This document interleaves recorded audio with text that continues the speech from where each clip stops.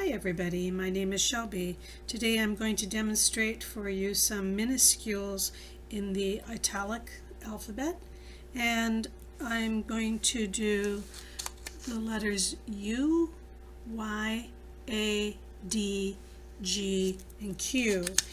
They're all related letters because of the shape of the bowl on these lowercase letters. The U is kind of an unfinished bowl. Remember, we're working at a 45-degree pen angle. I'm working on Crowquist paper with Sumi ink and a parallel pen that's 2.4 millimeter. 45-degree pen angle. And for the U, I'm going to start a little bit below the waistline, going up on a thin, pulling down on making a thick. And here's the part that's a little bit tricky. We go to a thin and up on a thick. So pushing that pen can be a little tricky as you're learning this alphabet. I'll do that again, and so you can keep that look in mind. So I swing up on a thin, and I'm not changing my 45-degree pen angle, and I'm making a thick. That's not a real long stem, but just enough that when I make the letter, the whole letter, and make the stem, there's a retracing, but what I'm leaving is a nice triangle right in this spot.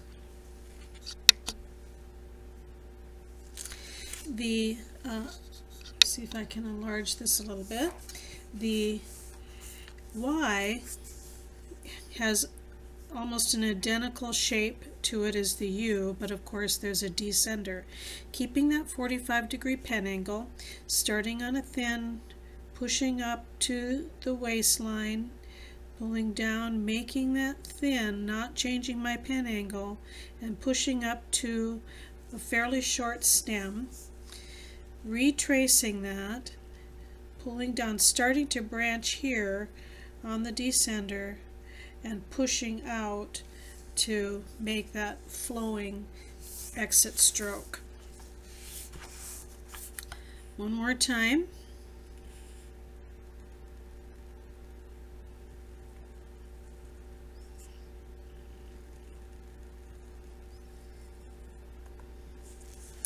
Okay, what we're seeing here is almost an identical counter space here that's in the shape of a triangle in both the Y and the U, and you're going to see that in the other letters as well. The A, for example, I'll demonstrate it two ways. One with, first of all, the top is open, but this has a slight curve to it as you're making that first stroke. And this isn't real pointy. Instead, it's kind of a gentle curve. And there again, we're making that small stem, pulling down and exiting on a thin. And you can see that triangle. Retrace that thin and put on the top of the A. That's one way to make it, the letter A. So again, that slight curve out and that soft, almost a chin shape, pushing up, pulling down, hairline exit stroke, and putting on that flat top to the A.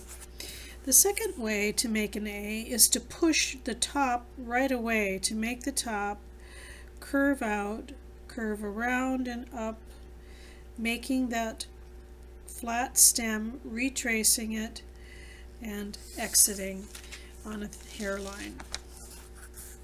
One more. You can see each one of my A's are slightly different from each other, but this is done by hand, right?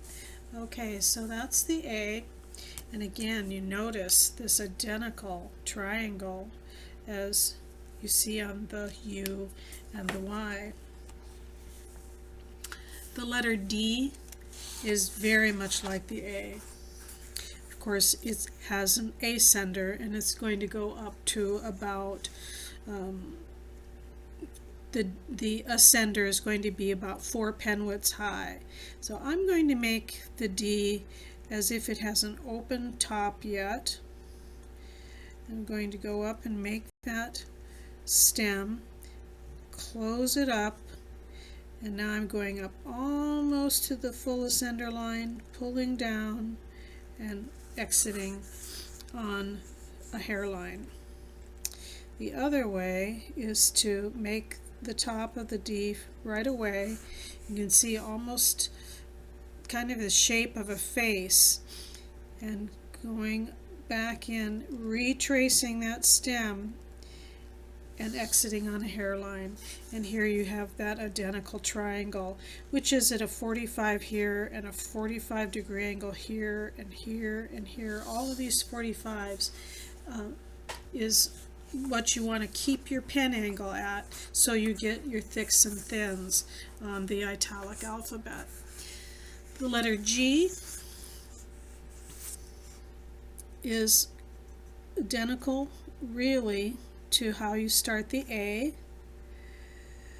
can see that shape just is required for the A and the D, and then retracing that small stem and branching down right here, branching from a thick to a thin to a thick.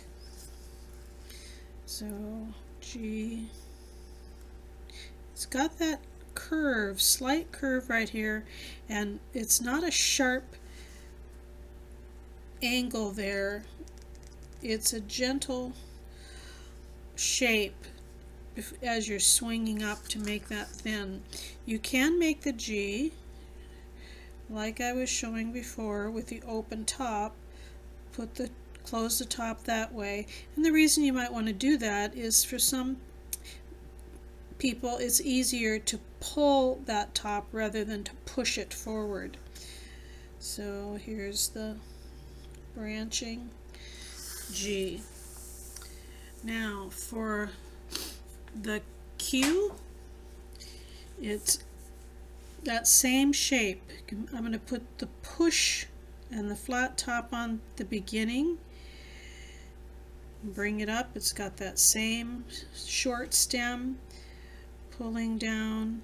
What's different about the Q is on the descender, instead of a gentle branching, it's a fairly sharp or spiky exit. So it's also can be made without putting the top on first, going back in and putting the top on, pulling down, exit. You can see how I use this slant line, which is about a 7-degree slant, to help guide me as I'm learning or practicing to make the stem on that. And when you're making a Q, you might as well always make the U, which we just practiced, at least in English. The Q and U almost are always together. And I could just put an A right next to that. I made my exit stroke on the U kind of long, and so that's when A touches the U. And those are some very important letters for the Italic minuscule alphabet.